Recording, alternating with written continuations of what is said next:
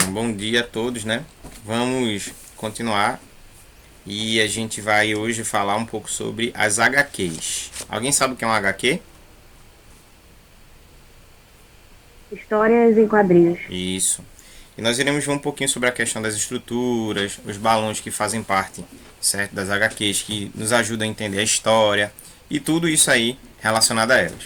Mas uma pergunta interessante: alguém aqui sabe me dizer quando foi que surgiu a HQ? Alguém já teve a curiosidade de pesquisar? Não, não. As HQs elas surgiram em 1800 e alguma coisa, por aí que eu esqueci o restante da data. E elas, na verdade, elas não vinham como revistas ou histórias em quadrinhos, como a gente conhece, não, tá? Elas vinham como parte de um folheto em que pessoas faziam uma publicação colocando um menino, certo, carequinha, que usava um pijama amarelo. Por isso que o nome das primeiras HQs, primeiros quadrinhos, era o Menino do Pijama Amarelo. E ele sempre trazia uma crítica relacionada à sociedade.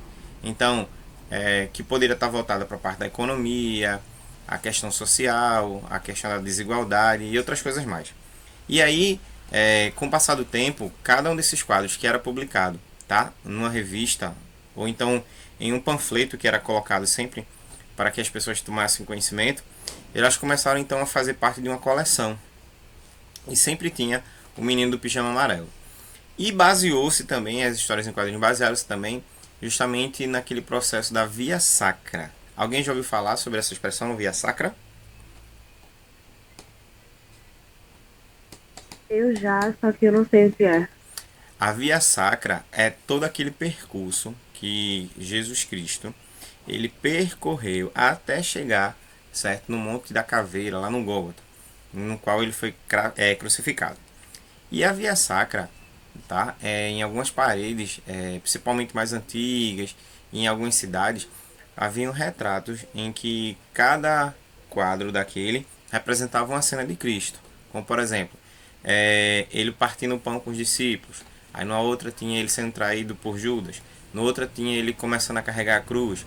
Na outra tinha ele caído. Na outra tinha José Sirineu ajudando ele a se levantar. No outro tinha o Santo Sudário, quando a mulher passou um pano no rosto dele que estava muito machucado e ficou a impressão do seu rosto lá no pano, através do sangue. Então assim, cada uma daquelas cenas, cada um daqueles quadros, tá certo? Representa a via sacra até a crucificação, até o sacrifício de Cristo na cruz.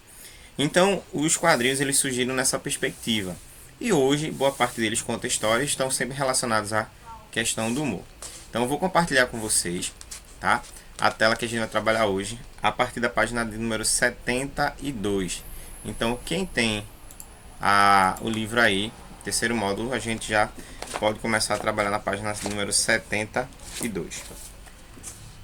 Como vocês têm umas semanas que não vêm, né? Decidem não assistir aula, aí acaba acumulando, viu, pessoal? Conteúdo, aí fica difícil. Esse conteúdo já era pra gente ter terminado há muito tempo. Então, na página 72, nós iremos falar um pouco sobre a linguagem das histórias em quadrinhos. Bom, e aqui temos a nossa personagem Suriá, tá certo? E a gente vai ler para responder. E eu quero que a gente ganhe esse tempo aí para o máximo possível. A gente não tá perdendo tempo, nem sendo redundante. Bom, puxa, uma estrela desgrudou do céu. Aí ela pega, bota a estrela no estilingue, já dou um jeito nisso, e arremessa novamente. E a estrela fica lá. Só que o que ela percebe? Haviam muitas estrelas que haviam caído. Essa tirinha apresenta uma narrativa. Quais são os elementos empregados para construí-la? O que é que foi usado para contar essa história?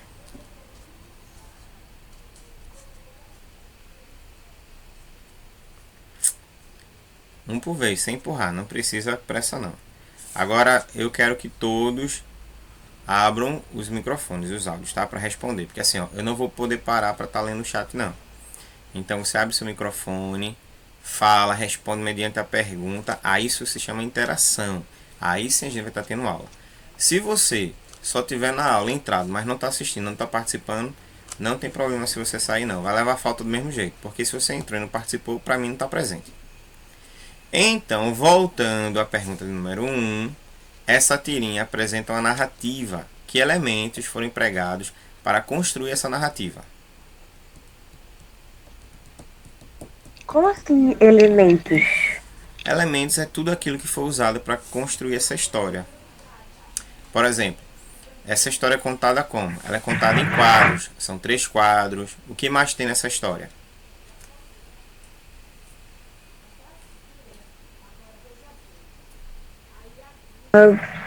Balões de falas, Balões de fala. O que mais? quadrinhos, Quadrinho já foi falado, né? várias. Já? Já. Quantos personagens tem presente? Deixa eu ver direito. Um só. Um personagem. É... O contexto, a história em si, é baseada em que sentido? Contexto.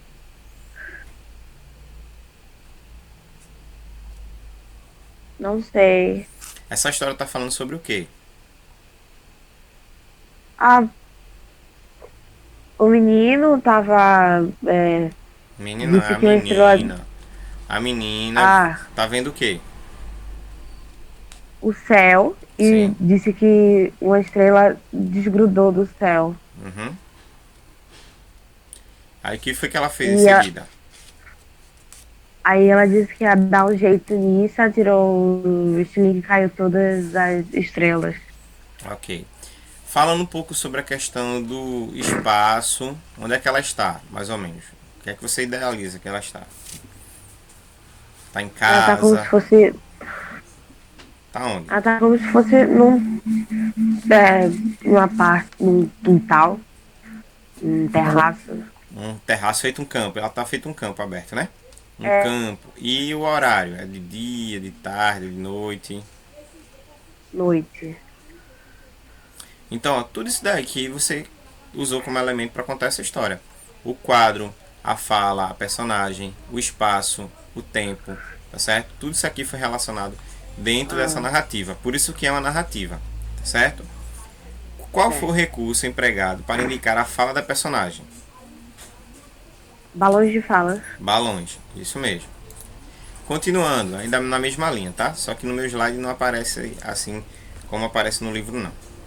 O gênero textual, história em quadrinho, apresenta todos os elementos da narrativa, como personagens, ações, espaço e tempo. Identifique esses elementos na tirinha. Então, como é que a gente pode identificar esses elementos na tirinha? Chegou a Emily. Personagem. Quem é o personagem da tirinha aqui? É, deixa aí. A menina. Como é o nome dela? É,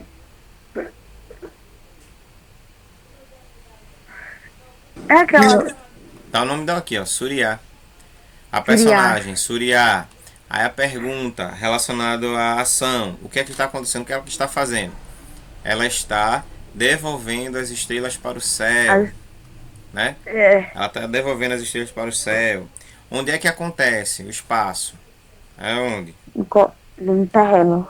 No terreno, né? Mostrando o céu aberto, sem nuvens, tá? E o tempo, geralmente, que a gente já falou, é manhã, tarde ou noite. Noite.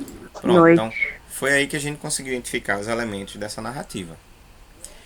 A tirinha é composta da linguagem verbal e não verbal. Nesse caso daí, essa tirinha é composta da linguagem só verbal, não verbal ou verbal e não verbal. Verbal e não verbal. E ela é chamada de uma linguagem mista, tá certo?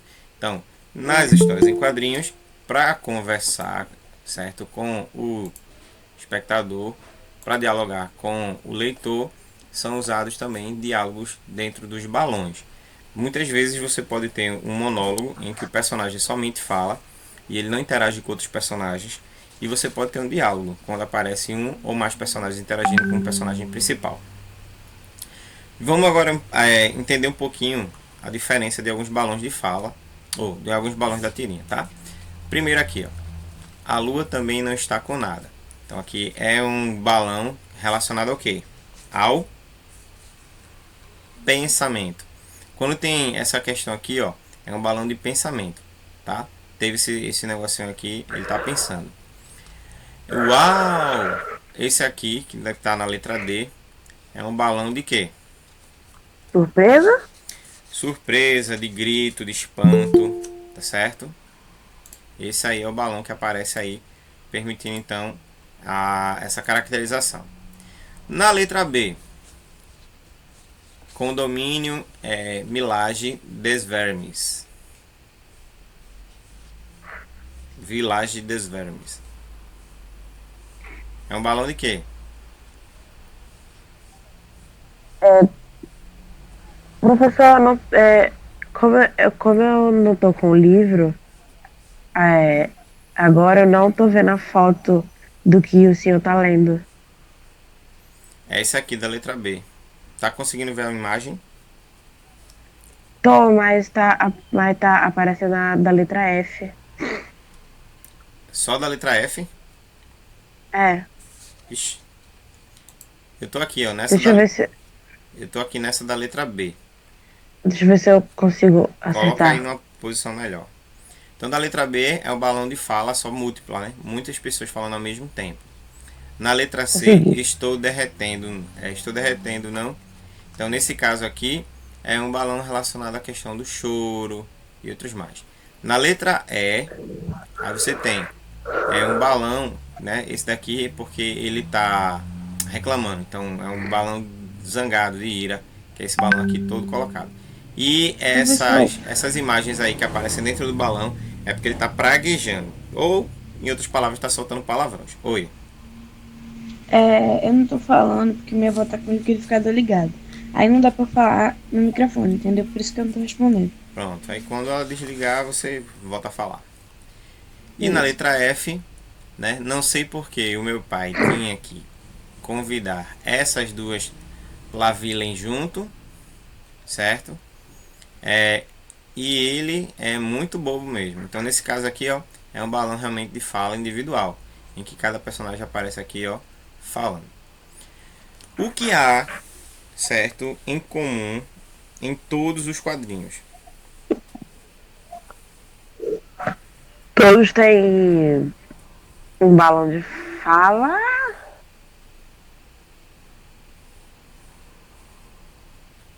Ó, todos apresentam, né, um balão que tem algum tipo de fala. Apenas um, que é esse primeiro aqui, que é a letra A, indica um balão de pensamento. Porque no caso aqui, Snoopy não está falando, Snoopy está pensando.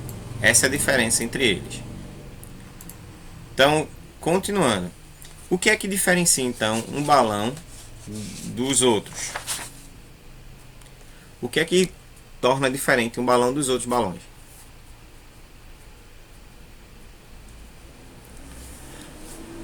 O formato deles, O formato. Então, um é menor, outro é maior, outro é mais achatado. Um tem um formato redondo, outro tem um formato mais parecido com nuvem, o outro tem um formato mais parecido com raio. Então, é o formato. Nas HQs, né, os balões são responsáveis por introduzir a fala dos personagens, assim também como seus pensamentos. Vamos agora relacionar, tá, cada uma dessas letras que vimos aí nesses exemplos com as descrições abaixo. Então, o personagem está falando com um tom de voz alto. Aí aqui, ó. O primeiro e o segundo. Qual dos personagens aqui está falando com um tom de voz alto? da letra B. Qual letra? B. B? Não. Nesse caso aqui seria a letra D. Uau! Ele tomou um susto, então ele gritou. Tá certo? Como tivesse aí, ó, um balão de grito. O personagem estão cochichando, sussurrando. Um balão de cochicho ou sussurro.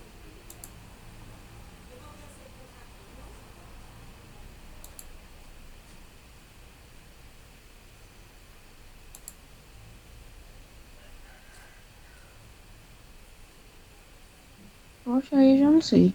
Ah, eu acho que. Ah, O sim. de Letra F. sussurro eu acho que é a letra F. F. É. Letra F, certo? Aqui é D. Letra F. A mensagem do balão é construída de forma não verbal, ou seja, não tem fala. Letra A. Letra E. Letra E. Letra E. O personagem está pensando, balão de pensamento. Letra A. Letra A. Letra A. Vários personagens estão falando ao mesmo tempo. Eu não lembro qual é a letra. Letra B. Letra B. E o personagem está lamentando ou chorando devido ao acontecimento, balão de choro. Letra C. Letra C. Então, cada balão, certo? Ele vai ser utilizado para um tipo de fala ou um tipo de ação praticada pelo personagem. Pode ser pensando, pode ser falando, pode ser praguejando, certo? Então, independente da postura do personagem, vai ser como é que o balão, no caso, vai ser construído, a história vai ser construída. Avançando um pouco mais, e os diferentes quadrinhos, né? Então, vocês sabem o que é uma vinheta? Pelo que eu sei, é como se fosse uma entrada de alguma coisa. É, como se fosse uma entrada. Mas só que na história em quadrinho, a vinheta é um quadro. Um quadro que tem uma cena é uma vinheta, certo? Então, na história em quadrinhos, como ela é composta por muitas vinhetas, aí dá aquela ideia de uma ação contínua. Quando a gente faz uma vinheta em estilo de vídeo, é porque não dá para perceber, mas cada milésimo de segundo é um quadro. Antigamente, o cinema mudo, né? O que é que eles faziam? Eles captavam as cenas em vários quadros. Era como se a máquina, a filmadora, ela fosse uma máquina fotográfica, que ela fosse batendo várias fotos. Enquanto você vai falando, você vai agindo, você vai fazendo não sei o que, então a foto vai sendo registrada. E aí depois, quando você passa no rolo do filme, tá? Aquelas imagens vão todas entrando em ação, e aí dá a ideia de que tudo está em movimento, mas na verdade não tem nada em movimento, está tudo parado. A única coisa que dá é a sequência de fotos. Alguém aqui já fez quadrinho animado no finalzinho da folha de papel, assim, do caderno? Já fizeram? Não. Ninguém nunca fez. Você não Não. tiver infância. Então, por Eu exemplo, não tem aqueles bonequinhos que geralmente a gente sabe fazer quando pedem, o professor pede pra gente desenhar, né? Aí tem gente que não tem muita habilidade com desenho, aí faz aquele bonequinho do oião, entendesse? Vou pegar aqui só pra você ver. Tá?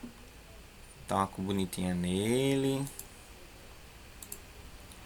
E aí, ó, a gente não sabe desenhar, mas o que é que a gente faz? A gente faz um corpo assim, né? Bota uma tira pra baixo. Aí depois pega, certo? Copia o bracinho, o outro bracinho e as duas perninhas.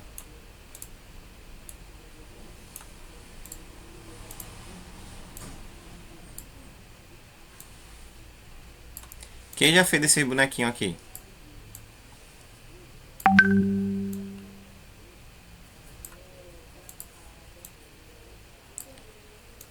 Quem já fez esse bonequinho? Já. Já. Pronto. já. Direto, só isso. Ó, esse bonequinho aqui, nessa posição, se você inverter a posição do bonequinho, colocando os braços para cima e as pernas também, certo? E um outro que você também pode fazer é colocando as pernas e os braços no meio, botar isso aqui para cá. Você tem uma história em quadrinho em movimento. Na verdade, você vai ter um desenho animado. Quem tá com o caderno aí?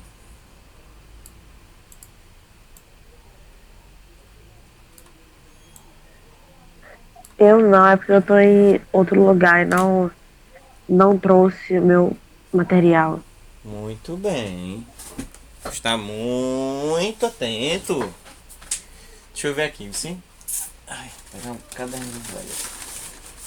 Então, ó, qual é a tarefa? Vocês vão fazer uma coisa bem simplesinha. Aí vocês vão entender o que eu estou dizendo. Então, os personagens, eles têm que ter uma mesma estrutura, tá? E aí você não pode modificar muito não, porque senão dá erro. Você pode pegar depois, Yuri, o caderno, certo? E tentar fazer um desenho animado. Do jeito que eu vou fazer para tu dar uma olhada aí. Agora levando em consideração que tem que ser com a mesma estrutura. Senão dá errado. Então, os desenhos animados que a gente tem hoje também, eles eram compostos assim. Parte desses desenhos, eles não eram em movimento como a gente vê hoje, não. Porque o que está em movimento já são a quantidade de quadros que foram somados para dar aquela ideia da movimentação. Tá? Deixa eu ver aqui.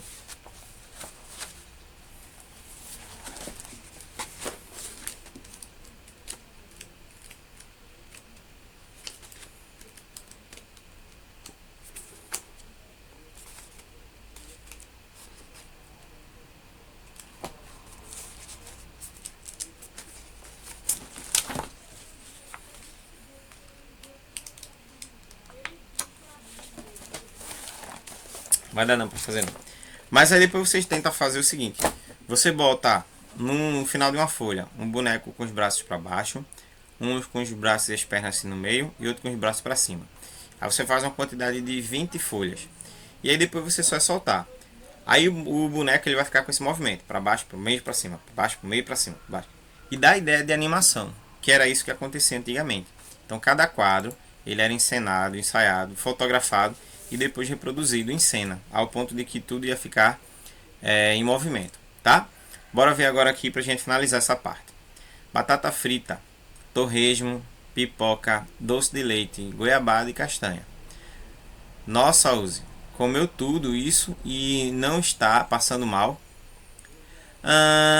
Só um enjoozinho. Ó, nesse caso aqui o cara tava numa inundação, tinha comido tudo e ele só tava enjoado porque o sofá tava balançando de um lado pro outro, tá certo?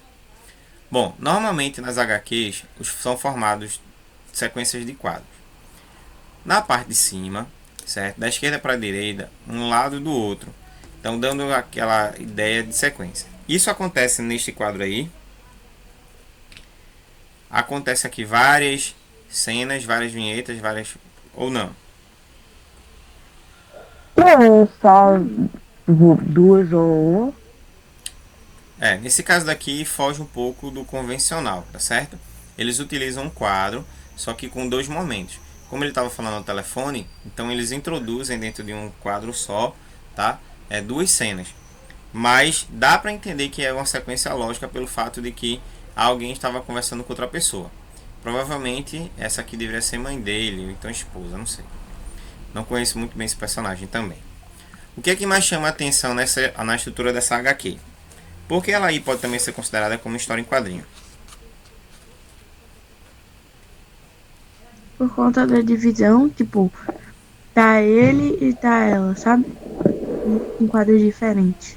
Então, da forma como foi organizado, né? Então aqui a inundação, como é no centro aqui, ó, ao ponto dele morrer afogado e um balão sobrepondo o outro, um balão por cima do outro. Dá essa ideia, tá? Geralmente os quadrinhos eles têm a função de organizar a sequência, indicando como é que a gente vai fazer essa leitura.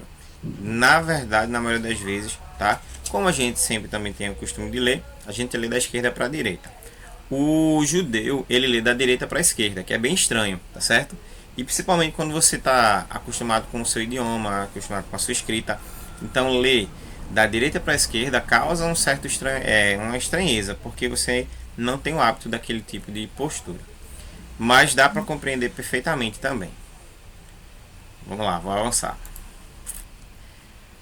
As fontes. Então, dentro das histórias em quadrinhos também, a escrita ela é importante porque ela pode assumir um papel decisivo. Geralmente, quando a gente inicia uma história, a fonte ela é enorme, né? Em caixa alta, toda em maiúsculo, tá? E aí ela ganha uma grande repercussão. Quando você tem alguma palavra que sai em destaque, tá certo?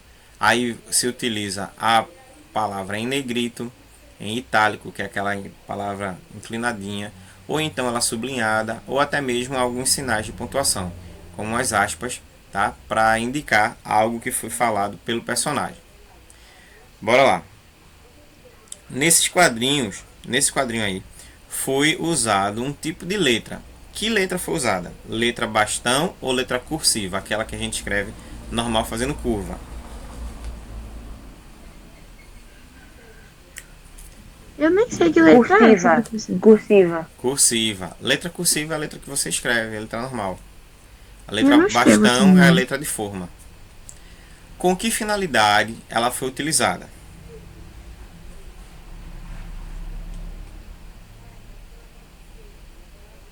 Aí isso eu não sei. O personagem aqui, ó, dá a ideia porque está sendo falado assim. Ó, eles estão lendo uma carta. Então, geralmente, quando a gente escreve uma carta, não escreve usando a letra normal, né, manuscrita. Então, por isso que o balão aqui de fala tá dando a ideia de que as palavras estão manuscritas. Então, é por conta disso que acontece. Tá certo? Bom, algumas vezes também nas histórias em quadrinhos, o foco pode estar nas cores, nos efeitos, certo? Que o fundo ele pode trazer, gerando mais expectativa, certo? Por parte de quem está lendo, quem está acompanhando.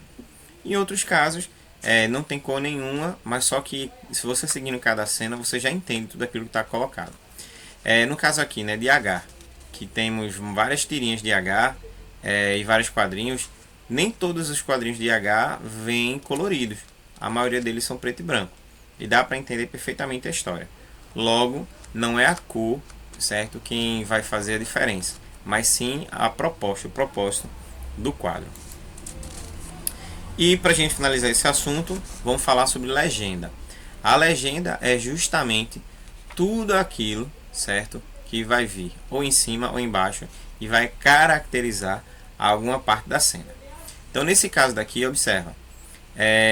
Diferente também, né? Aqui nós não temos nem tirinha, tá certo? Como a gente está acostumado, nem quadrinhos, como também já conhecemos. Aqui nós temos outras expressões, porque até então, ó, observa que na tirinha e no quadrinho, os personagens geralmente estão falando. Esse contexto aqui é bem diferente. Aqui a gente chama um pouco parecido como cartoon, porque no cartoon geralmente usam mais expressões. Moscas vão quebrar o recorde de levantamento de peso. Aí está. Entendeu? Então, olha o que aconteceu aqui no finalzinho. Uma mosca segurando várias outras moscas. Tá? Mas observa que não está associado essa fala a algum personagem. Só está associado à ideia da história que vai sendo contada, que é o quadro. Entendeu? Então, ó, aqui não tem personagem falando, mas a legenda do quadro está presente aqui. Entenderam aí? Nessa tirinha os personagens, que aqui ó, não tem fala de personagem não. Entendeu assim? Deixa eu dar só uma paradinha aqui para fazer um negócio. Bom, vamos lá, continuando. Então, nessa tirinha os personagens estão se expressando por meio da linguagem verbal ou não? O que é que me diz? Não verbal? Não, eles não estão usando a linguagem verbal. Por quê? Porque os personagens não estão falando. Certo? Então é não. Quem é então o emissor desse texto? Quem é que está responsável por esse texto? Narrador? O narrador. Alguém está narrando essa história. Por isso, tá? Que ela está sendo contada dessa forma. Aí voltando para cá. Ó, quando a gente tem a participação de um personagem, tá, falando no texto, o que é que a gente tem? A gente tem toda aquela estrutura do texto em que o personagem tem a participação na sua fala. Aqui, ó. Nesse balão aqui, ó, o Cascão falando, Cebolinha. Mas nesse quadro aqui, não. Nesse quadro, nenhuma dessas falas aqui que está sendo proposta no texto está sendo direcionada ou está sendo dita pelo personagem. E sim é o narrador. Se houvesse esse texto verbal, seria possível compreender a tirinha apenas por meio da linguagem não verbal? Ou seja, se tivesse um texto verbal Aí, o personagem falando. Se não houvesse, né? Se não houvesse um texto verbal, seria possível compreender ou a gente precisaria de algo totalmente diferente? Ou seja, se a legenda não fosse escrita, dava pra gente entender o que é que estava se tratando ou a gente ia ficar voando? Eu ia ficar voando. Então, observa. Na maioria das vezes, o texto verbal ele pode partir, né? Como a fala do personagem, ou pode ser mesmo o próprio narrador querendo empregar, certo? Algum conteúdo baseado no texto. E para finalizar essa parte aqui das histórias em quadrinhos, com base nessas informações, explique qual é a função então do texto verbal em um HQ. O que é que ele traz? O texto verbal serve para quê? Pra contar a história, pra fazer a fala dos personagens. Tipo, pra contar a história. Contar a Ou história, seja, pelo falar e personagem ou contar a pelo história, né? narrador. Então, a ideia é justamente dar ênfase principalmente à cena.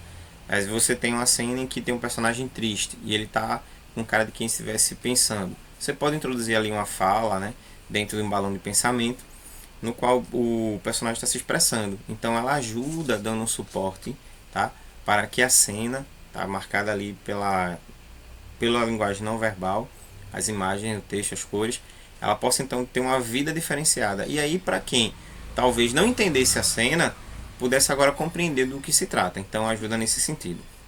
E o que é que então causa humor? Qual é a graça que causa humor nessa tirinha? Nessa aqui das moscas.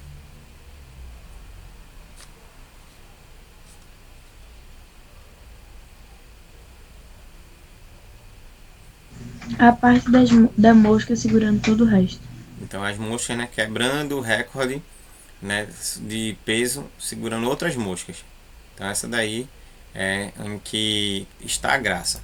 O humor de uma tirinha, de um quadrinho, de um cartoon, necessariamente ele não é percebido por todo mundo, porque até então você tem que entender a história.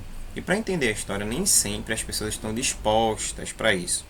Então faz-se necessário, tá, estar atento também a tudo aquilo que a história, certo, está querendo trabalhar. E é por isso que a gente trabalha então com o contexto. O contexto então é que vai dizer para onde é que a gente vai e entender melhor qual é a proposta na construção daquele texto, daquele sentido. Bom, nós iremos agora avançar para a página de número 80, tá certo? E então quem está com o livro aí pode me acompanhar a partir da página 80. E nós iremos conversar um pouco agora sobre os pronomes pessoais oblíquos como complementos verbais, tá? Dentre os pronomes, tá certo? Existem os pronomes pessoais, os possessivos, os de tratamento, demonstrativos, indefinidos, interrogativos e também os relativos, que os relativos vocês vão aprender lá na frente ainda. E entre os pronomes pessoais existem dois casos. Existem os pronomes que são chamados de pronomes pessoais reto, ou do caso reto, que é aquele que trata com as pessoas do discurso. Eu, tu, ele, nós, vós, eles. E tem os oblíquos, que são aqueles que não tratam diretamente das pessoas do discurso, mas elas são usadas como complementos, ou em algumas vezes usados para evitar uma repetição. Por exemplo, já conhecemos, já aprendemos que é errado você dizer assim, eu vi ela na praça. Esse ela, tá, não encaixa dentro da construção desse texto. E aí a gramática exige que você substitua o ela, que é um pronome pessoal do caso reto, pelo a, que neste caso vai exercer a função de pronome pessoal do caso oblíquo. Então, ao invés de você usar eu vi ela, o correto seria eu a vi. Quem já ouviu essa expressão antes? Eu uso e minha avó usa, porque foi ela que me ensinou isso. Pronto. Eu a vi, eu vi, eu os vi, eu as vi, tá? Eu lhe disse, eu disse a ele. Nesse caso está errado, eu lhe disse. Então, o pronome oblíquo ele é usado justamente para deixar o texto mais suave e com um estilo mais bem trabalhado. Agora, é comum no dia a dia a gente sempre ouvir alguém falando assim, né? Ah, eu vi ela, né? Eu vi ele, entendeu? Por quê? Porque as pessoas preferem falar o mais difícil do que o certo. Porque ó, a palavra ele tem 3 letras. O e A só tem uma. Então, eu vi, eu a vi. Eu vi ele. Então, ó, você fala muito mais. Mas as pessoas preferem uma coisa mais suave. Bom, vamos agora ler essa história, esse contexto. E em seguida vamos trabalhar com a questão das atividades referentes a ele. Então, observa aí. Certa noite, bateram a porta em uma tranquila dona de casa e abriu, deparando-se com um bando de bruxas chifrudas, que entraram uma atrás da outra. Quando a última delas entrou, a dona da casa as contou e viu que em sua sala haviam 12 bruxinhas chifrudas, rindo e conversando sem parar. Tentou falar, mas percebeu que estava muda. Havia sido enfeitiçada. Nisso, uma bruxa lhe deu uma ordem. Estou com fome. Prepare um bolo. A dona da casa obedeceu. Outra lhe disse. Estou com sede, mulher. Traga-me algo do poço. A dona da casa foi até o poço, carregando o balde. Quando se debruçou para apanhar água, ouviu uma voz chamá-la. Era uma noite sem luar e ela não via ninguém. A voz lhe dizia. Vá até o lado de sua casa, que aponta para o norte, e grite 3 vezes. A montanha das bruxas pegou fogo. A montanha das bruxas pegou fogo. A montanha das bruxas pegou fogo. Ela cumpriu a ordem. Quando as bruxas ouviram seus gritos, começaram a guinchar e rodopiar. Apanharam as vassouras e sumiram do céu. Então a dona da casa lembrou-se da voz misteriosa. Quem teria ajudado? Quem teria ajudado? Macabra mesmo. Bora lá. No primeiro parágrafo, vimos que as bruxas lançaram um feitiço sobre a dona da casa, fazendo com que ela ficasse muda. Depois, elas ordenaram, certo, que ela fizesse coisas. E aí, ela começou a fazer. Como é que você explica, então, esta contradição? Se ela estava muda, como é que poderia gritar? Caramba, agora que eu percebi. E agora? Como é que ela conseguiu gritar? Será que ela não tava muda e, tipo...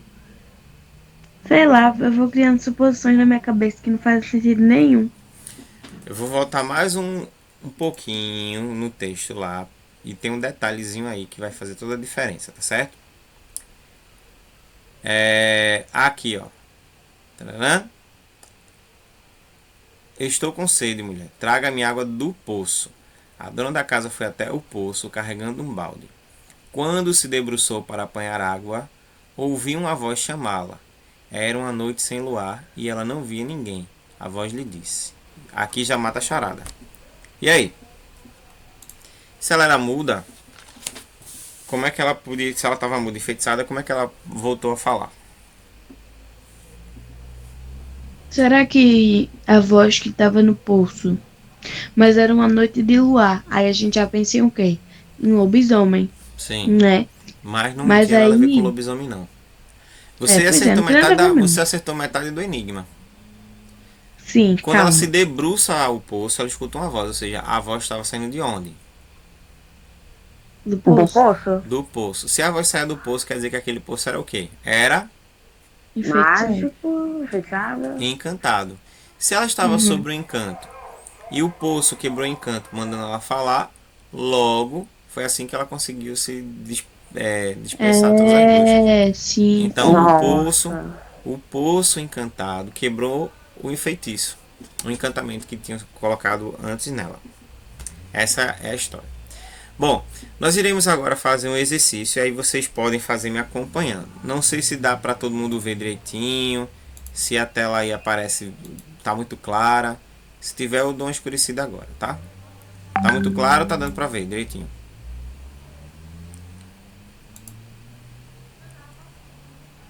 Tá aqui uma coisinha mais escura, que aí Assim também. vai que deu uma melhorada, né? Para ver melhor, né? Bora lá. O que é que vocês vão fazer? Vocês vão substituir, tá certo? Algumas expressões, tá? Pelas palavras que estão, certo? Em referência a elas. Ou seja, no texto, nós temos algumas palavras que foram substituídas para não haver a repetição. Então, por exemplo, uma tranquila dona de casa abriu. Abriu o quê? A porta. Aí a gente vai responder de acordo com o que aparece aí também pra gente. A dona de casa as contou. Quem é as aí? As são quem? Elas. Elas quem? No caso. A dona de casa as contou. Tinha 12. As bruxas. As bruxas. Uma bruxa lhe deu uma ordem. A mulher. Deu uma ordem a quem? A dona da casa. É, Outra lhe disse. Disse a quem? a dona da casa. A dona da casa. Traga-me água. Traga-me o quê? Água De onde? do poço. Água do poço. Ouvi uma voz chamá-la. Chamar quem? Ela, a dona de casa. A dona da casa. A voz lhe disse. Lhe disse quem? Disse a quem? A dona da casa. A dona da casa. Quem a teria ajudado? Quem teria ajudado a A quem? dona da casa. A dona da casa. Então observe. Então, né? Os pronomes aqui, destacados em laranja, eles foram utilizados com a intenção de evitar que você escrevesse novamente a palavra dona da casa. Porque imagina, a dona da casa contou às bruxas. As bruxas deram ordem à dona da casa. Outra disse à dona da casa: traga-me água, água do poço. Ouvi uma voz chamar a dona da casa. A voz disse à dona da casa. Então, para não ter voz, dona da casa, dona da casa, dona da casa, então o pronome ele vem com essa proposta aí de substituir. Deu para entender? Super fácil, né? Aham. Então, assim, a ideia do pronome oblíquo é justamente você suavizar o texto, evitando uma repetição de termos que podem ser desnecessários e deixar o texto fraco, pobre. Vocês futuramente, quando quiserem fazer a prova do Enem, principalmente a redação, tem que lembrar disso. Se der para substituir uma palavra por pronome oblíquo, ó, show de bola. Que quem vai fazer a sua correção vai perceber que você substituiu palavras e deixou o seu texto mais leve e não repetitivo. Entendeu? Bom, a palavra ela é classificada como pronome pessoal. Tá? Já lá e lhe são pronomes oblíquos. Eu, tu, ele, eu, ela, nós, vós, eles ou elas são morfologicamente pronomes pessoais, do caso reto. Tá? Então eles funcionam como sujeito da ação verbal. Já os pronomes a, as, lá, lhe, mi são morficamente, né, pronomes oblíquos e funcionam como complementos verbais. Então, o que são os objetos diretos? São aqueles complementos que vêm depois do verbo e não precisam de uma preposição. Entre eles nós temos o, os, a, as e os objetos indiretos lhe e lis. E existem aqueles que podem ser objetos direto ou indireto de acordo com o contexto, que é o mi, ti, si, nos, vos e os outros mais que podem vir acompanhando eles. Então observa aí, ó. Uma tranquila dona de casa abriu. Esse a exerce função de objeto direto porque ele está relacionado a um verbo transitivo direto. Abriu a porta, tá certo? Uma bruxa lhe deu uma ordem. Lhe é um objeto indireto porque está associado ao verbo dar. Deu a quem? Deu a ela. Ela a quem? A dona da casa. Traga-me água do poço. O mi é um objeto indireto porque traga para mim a água do poço. Essa é a ideia do mi. Informaram-me sobre as bruxas chifrudas. Informaram a quem? A mim. Nesse caso daqui, sobre as bruxas, e nesse caso também vem como objeto direto. Resumindo, objeto direto é toda e qualquer expressão que não tem preposição, e objeto indireto toda e qualquer expressão que tem preposição ou indica uma preposição associada a um pronome aí. No caso aí do segundo e do terceiro, nós temos aí o objeto indireto. O li e o mi funcionaram como objeto indireto, porque tem a dona da casa, que no caso teve crase ali, que é uma preposição, e outro para mim, por causa do para, é também uma preposição. Já no 1 e no quarto não teve, porque a porta não tem preposição, é a de artigo normal, e para mim água do poço, nesse caso também não foi objeto indireto, nesse caso, tá? Apesar de ter dois complementos. Bom, vamos lá. No quinto, o que é que você vai fazer agora? Você vai prestar atenção e vai trabalhar, certo? Tararã, na perspectiva de dizer, certo? Contou é um verbo que vai necessitar de uma preposição e ele vai ser transitivo indireto. Ele não vai precisar de preposição, ele vai ser transitivo direto. Ele não precisa de complemento, ele vai ser intransitivo. Ou ele é transitivo direto e indireto, ele vai precisar de um complemento com preposição e um sem preposição. Então, nesse contexto, contou é um verbo transitivo direto, intransitivo, indireto ou direto e indireto. Como eu sei que vocês não lembram mais deste assunto, ele é um verbo que é chamado de transitivo direto e indireto. Por quê? Porque ele necessita de dois complementos. Um complemento com preposição e um complemento sem preposição. Tá certo? Então, quais pronomes correspondem a cada um desses complementos, caso ocorresse a substituição deles? Então, nesse caso aqui, ó, seria, tá? Li, lis, que está relacionado às bruxas, e o, que está relacionado ao segredo. Lis e o, que está relacionado ao segredo. Bom, eu, mim, tu e ti. Quando é que a gente usa eu ou mim, tu e ti? Alguém sabe?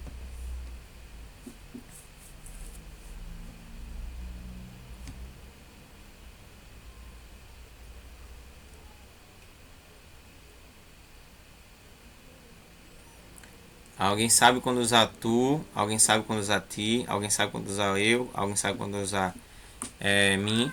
Sabe ou não sabe? Professor, sendo sincera, não.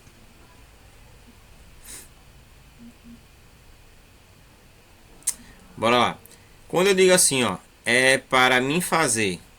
Tu acha que eu tô certo ou tô errado? Eu diria errado, porque eu uso também e eu fico, meu Deus, que jumenta. É mim ou eu?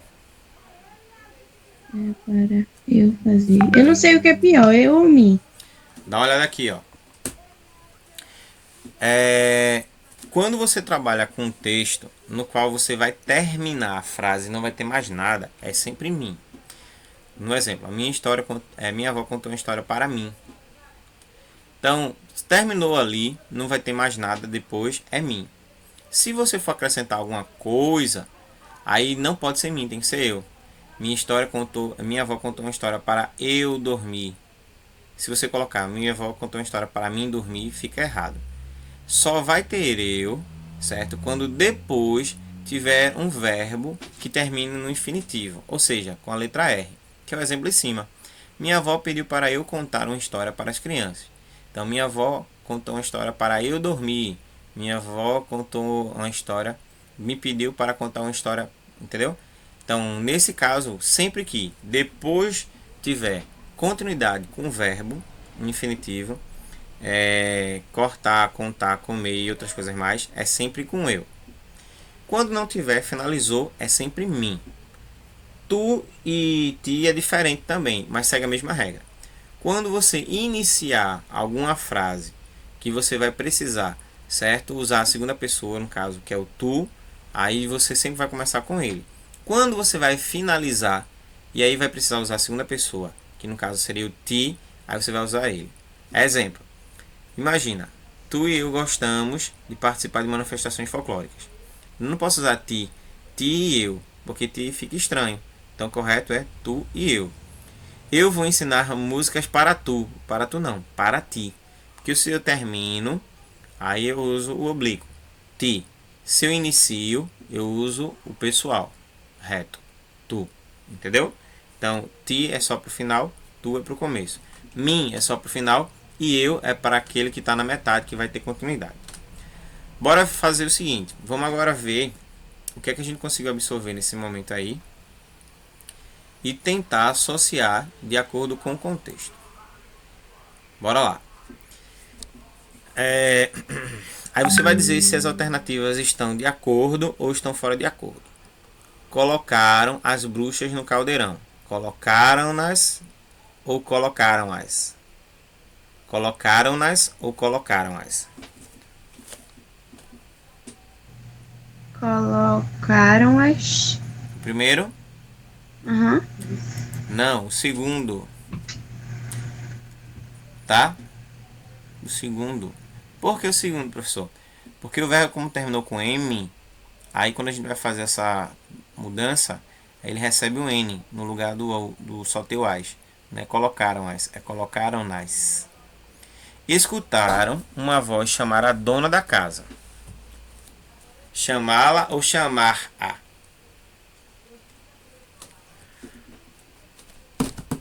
Chamá-la ou chamar-a?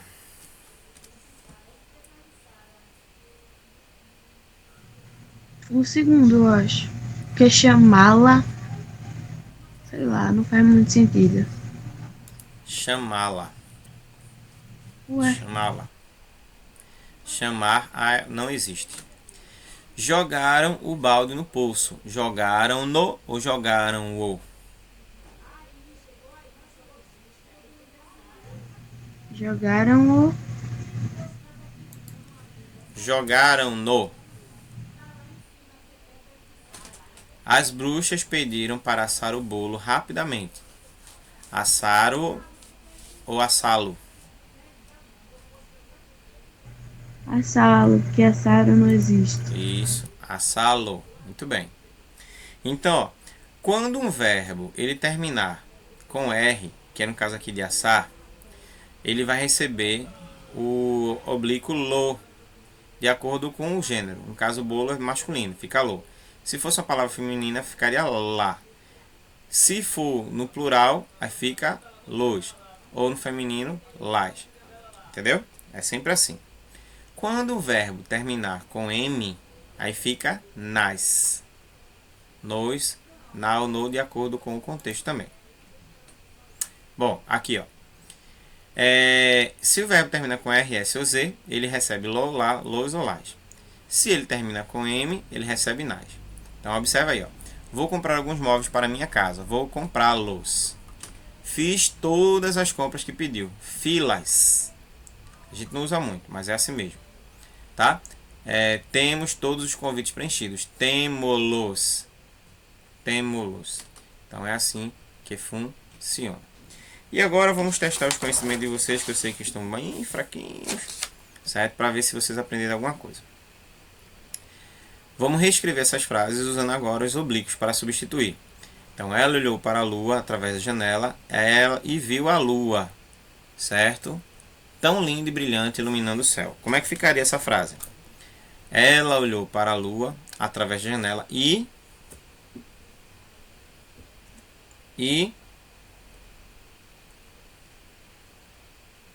Avistou? avistou não. Não tem avistar, a gente está trabalhando com avistar. Ah, é. E Vila. e a viu. E a viu. Tão brilhante. Por que a viu? Porque a lua já saiu aqui, ó. Entendeu? E não pode usar ela, porque já saiu também. E a viu. O pássaro bateu as asas até não mais sentir as asas de tão cansado que ficou. O pássaro bateu as asas até não mais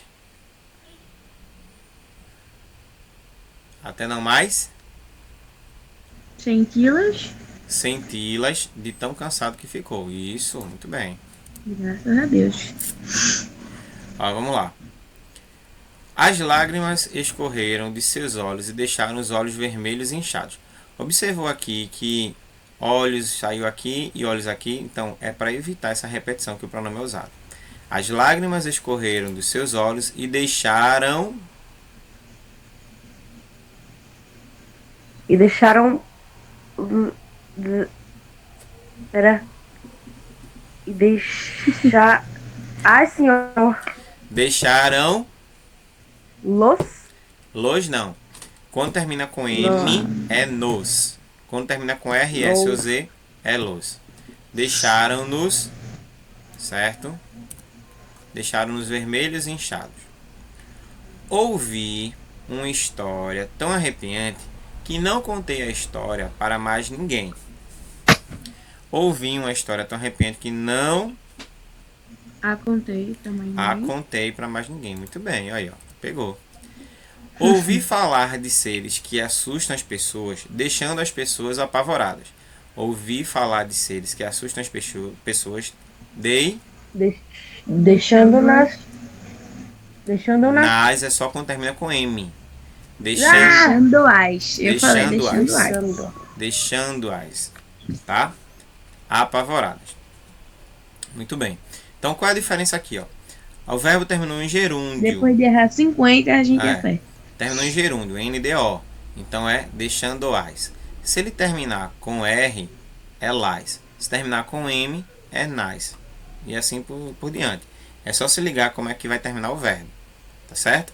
E aí o resto fica mais fácil de fazer. Bora lá.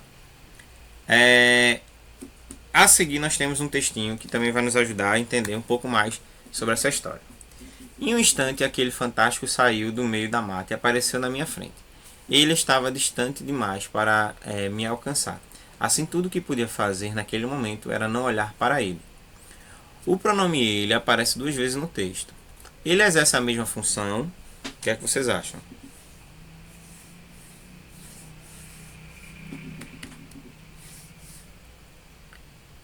Ele aí é sujeito nos 2 casos ou só em um caso e o outro não?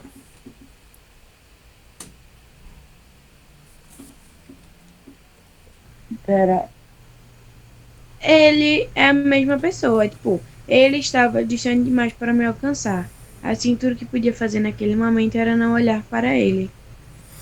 O pronome é o mesmo, só que ele exerce a mesma função? Não. No primeiro momento, ele é o sujeito, eu estou falando sobre ele. No segundo momento, não. Eu não estou falando sobre ele, tá? Eu estou falando sobre aquele momento, naquele momento. Então, no primeiro momento, ele é sujeito e no segundo momento, ele é pronome oblíquo. Tá certo? No primeiro momento, ele é o sujeito. E no segundo, aqui, que termina com ele, ele não é o sujeito, tá? Ele é pronome oblíquo. Mas, professor, você não está falando sobre ele? Sim, estou falando sobre ele dentro do contexto. Mas ele aqui não está mais no contexto, está fora do contexto. Então, por isso que é diferente. Agora, classifique esses pronomes pessoais como retos ou oblíquos. Qual deles é reto e qual deles é oblíquo? O primeiro é reto ou é oblíquo? Reto. O primeiro é reto e o segundo é oblíquo. Por que o primeiro é reto? Ele é reto porque ele representa o sujeito. Toda vez que o pronome ele vier representando o sujeito, ele é reto. Toda vez que ele não vier representando o sujeito, ele é oblíquo. É sempre assim que vocês têm que observar. Ok? E aí, para finalizar os 3 últimos slides, a gente vai fazer também essa leitura e em seguida responder. Me sinto tão só hoje. Imagina esse sapo horroroso, né? Como não se sente? Aí, até que enfim te encontrei, meu amado. E aí a princesa foi lá, deu um beijo no sapo e ele se transformou no príncipe. Boa noite a todos. Sinto-me honrado com a presença de todos nesta data tão especial em minha vida e na vida da minha esposa, Marília. Aos familiares, amigos e colegas de trabalho, gostaríamos de deixar nossos agradecimentos pelo apoio nos momentos que antecederam essa tão esperada noite. Que este casamento fique marcado na vida de todos, de vocês, como a confirmação do amor entre 2 pessoas que buscam a verdadeira felicidade. Muito obrigado. Bom, vamos lá. Vou marcar aqui as alternativas agora de acordo com o que se pede. Observe as expressões que iniciam cada um dos textos. Os pronomes aparecem em diferentes posições, antes e depois do verbo. No início das orações, me sinto e sinto-me, relacionando ao contexto. Assinale as alternativas corretas quanto ao uso dos pronomes. Bom, primeiro, é comum um texto informal, o uso de pronome pessoal oblíquo antes do verbo no início de frase, ou seja, nesse primeiro caso aqui, é comum escrever me sinto quando o texto for informal, ou seria o mais correto usar sinto-me quando o texto for informal. E aí? É comum, é verdadeiro. É verdadeiro. É comum, é verdadeiro. Então, no texto informal, gente, não existe aquela cobrança da regra. Então, você fala mais livre, mais solto. A tirinha é um texto escrito que reproduz as falas dos personagens em uma situação informal, não seguindo de maneira tão rígida as regras gramaticais? Sim ou não? A tirinha é mais livre ou ela tem que também entrar numa linha mais formal? Mais livre. Mais livre? Depende.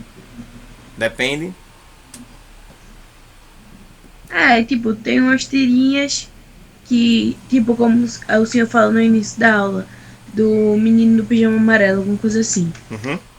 Que falava sobre negócio da sociedade, lá, lá, lá, lá. Mas, tipo, é mais livre mesmo. Só que depende do que estiver falando. Então, nesse caso aqui é mais solto. Não tem aquela obrigatoriedade de sempre estar relacionada à formalidade da língua, não, né? Então, mais livre. No discurso do casamento, uma situação formal de comunicação, o falante atentou-se para o emprego do pronome pessoal oblíquo depois do verbo. No entanto, não é necessário adequar a linguagem ao contexto da produção formal do discurso. Ou seja, no casamento, você pode falar mais informal mesmo, não precisa falar formalmente. Tá certo ou tá errado? Errado. Tá errado. Tá errado. No casamento é que você tem que falar formalmente mesmo. Bom, em situações formais de comunicação oral, como em discursos e palestras, o falante preocupa-se em seguir as normas gramaticais, considerando o público ao qual vai se falar, sim ou não. Ele se preocupa com o público que vai ouvi-lo ou ele fala independente de quem vai ouvi-lo? Se preocupa. Se preocupa. Então, esses três aí estão de acordo com o contexto. Bora lá. Tá chegando já no final. Em textos escritos, essa diferenciação também pode ocorrer. Produza dois textos conforme indicado a seguir, iniciando com o verbo emprestar, no modo imperativo. Um bilhete em um contexto informal, em que uma menina pede para um colega emprestar um livro. Como é que ficaria essa frase? Me empreste um livro. Me empresta um livro no contexto informal. Muito bem. E como ficaria, tá certo? No contexto formal.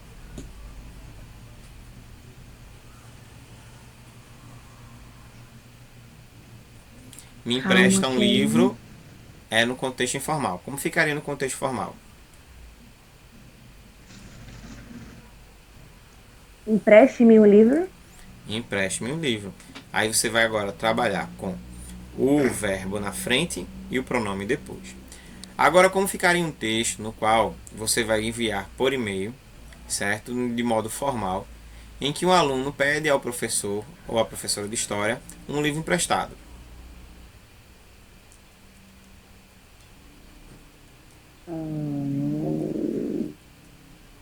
Tem que ser formal. Como é que ficaria?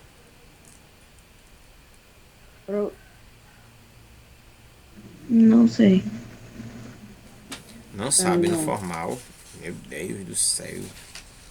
Somos informais, Porque, somos tipo, pra senhora, eu falei, adolescentes. professor, me empresta um livro, por favor. Uma coisa bem simples. Me empreste um livro é informal. Como professor, não, você tem que pedir como? Professor, empreste-me um livro, por favor. Empreste-me. Tá? No contexto formal Nunca é empreste-me. pedi. Verbo e Nunca foi pronome. assim. No informal é pronome e verbo. Bom, bora lá. Vamos agora fazer a relação entre as frases que aparecem aqui, tá? Há uma professora universitária que chegou alguns minutos atrasada para uma reunião com seus chefes, quando a porta estava sendo fechada. Um menino que acabou de brincar dentro da terra pedindo para sua mãe que o deixe entrar pela sala em vez de dar a volta e entrar pela cozinha. Um adolescente pedindo para uma amiga por e-mail que lhe responda a mensagem enviada por e-mail a um advogado que pede a um cliente que escreva. Então vamos lá. Escreva-me assim que possível. Obrigado. Quem é que pode ter dito isso? O professor, um menino, um adolescente ou alguém, um advogado que escreveu por e-mail? Número 3, adolescente. No caso aqui, ó, por e-mail, o advogado pede a um cliente que o escreva. Escreva-me assim que possível. 4.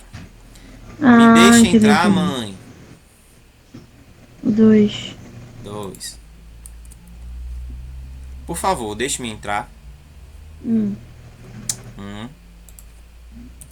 E me escreva o mais rápido possível. Beijos. 3. Observa que quando a fala é do adolescente, tá certo? Ele usa mais informalidade. Assim como a criança.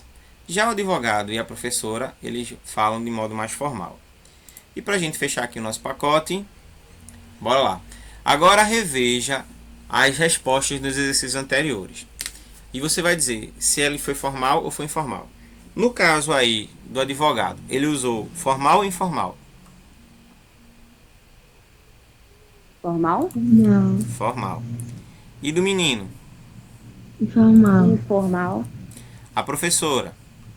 Formal. Formal? A professora foi formal. Formal. E o adolescente informal, tá? Foi que eu só fiz trocar a ordem aqui. E agora, para fechar, nós vamos analisar o texto A e o texto B e finalizar aqui reescrevendo com o pronome adequado. Nas noites de lua cheia, uma criatura de canto deslumbrante, metade mulher, metade peixe, se exibe nas pedras do rio Amazonas, alisando uma longa cabeleira com um pente de ouro. Apesar de lembrar o mito das sereias europeias, a lenda da Yara, a mãe d'água, surgiu entre os índios. Ela também pode assumir a forma humana para seduzir suas vítimas e levá-las para o fundo do rio. Em 1560, o padre José de Anchieta também escreveu sobre esse fantasma que perseguia os índios, o boitatá. Era uma alma penada na forma de uma imensa serpente de fogo que punia com a morte quem destruísse as florestas. Esse é um mito muito comum entre outros países, como na França e na Alemanha, pois corresponde ao fenômeno do fogo-fato, chama que emana do solo graças à combustão espontânea de alguns gases. Primeiro, você já conhecia alguma dessas duas lendas? Quem sim, quem não? Sim. Eu conhecia já as duas. Conhecia já as duas, né? Ok. Sim. Bom, então agora o que é que a gente vai fazer? A gente vai substituir, certo? A expressão que eu vou dizer para vocês, ou melhor, a gente vai dizer se o objeto ele é direto ou indireto. O que é um objeto direto? É quando depois do verbo ou associado a ele não tem preposição. E aí a primeira expressão é sua longa cabeleira. É objeto direto ou indireto? Direto e indireto é o que mesmo? Indireto tem preposição. Quando não tem preposição, é indireto. Professor, preposição, por favor, lembre-nos. Preposição é uma palavra que pode ser a, após, ante, com, de, entre, em, para, perante, sob, sobre.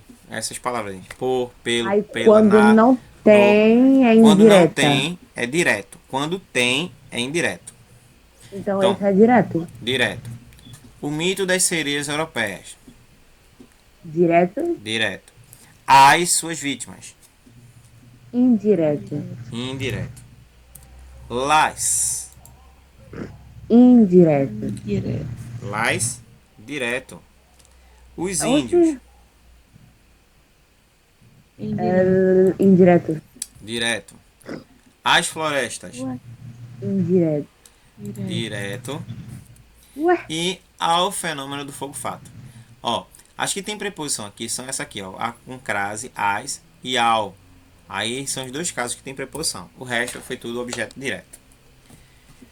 Bom, e para fechar o nosso pacote de hoje, tá certo?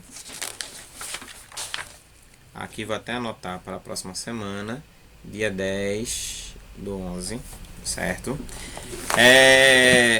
Você vai fazer o seguinte, você agora vai substituir a expressão destacada aí, negrito, por uma palavra ou expressão, tá certo? Que esteja usando um pronome oblíquo. Vou dar um exemplo.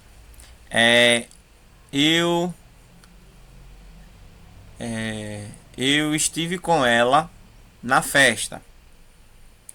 Eu a vi depois da festa. Eu estive com ela na festa, eu a vi depois da festa. Então, ao invés de usar ela novamente, eu substituí por um pronome. Uma criatura de canto deslumbrante alisa sua longa cabeleira com pente de ouro. Como é que ficaria aí para a gente substituir essa expressão? Alisa sua longa cabeleira. Para não repetir novamente. Uma criatura de encanto deslumbrante. Alisa seu cabelo? Não. Ah, Alisa a longa cabeleira. ah, Alisa. A lenda da mãe d'água lembra se o lembrar o que mito. você disse, Ah, oi? Não que entendi. você disse que R termina com. Que palavra com R termina com las, com M. A palavra com R, Como é isso? na verdade, verbo que termina com R, S ou Z, conjugado, fica lá, ló, las ou lós, de acordo com o número e o gênero. Nesse caso, alisa não termina com R, só se fosse alisar. Entendeu? Ah, Se fosse uma criatura de encanto deslumbrante, veio alisar sua longa cabeleira. Veio alisá-la. Aí ficaria assim. A lenda da mãe d'água lembra o mito das sereias europeias. A lenda da mãe d'água lembrar. De novo? lembra, Ah, lembra, professor, não sei. lembra o mito masculino, lembra-o. Ah, Essa criatura seduz suas vítimas. Essa criatura, ó, terminou com ah, Z. ah, se- eita. Sedulas. Terminar com R, S ou Z, não entra lá, las e lós. Sedulas. O objetivo da mãe d'água é seduzir suas vítimas. Terminou com R. É C.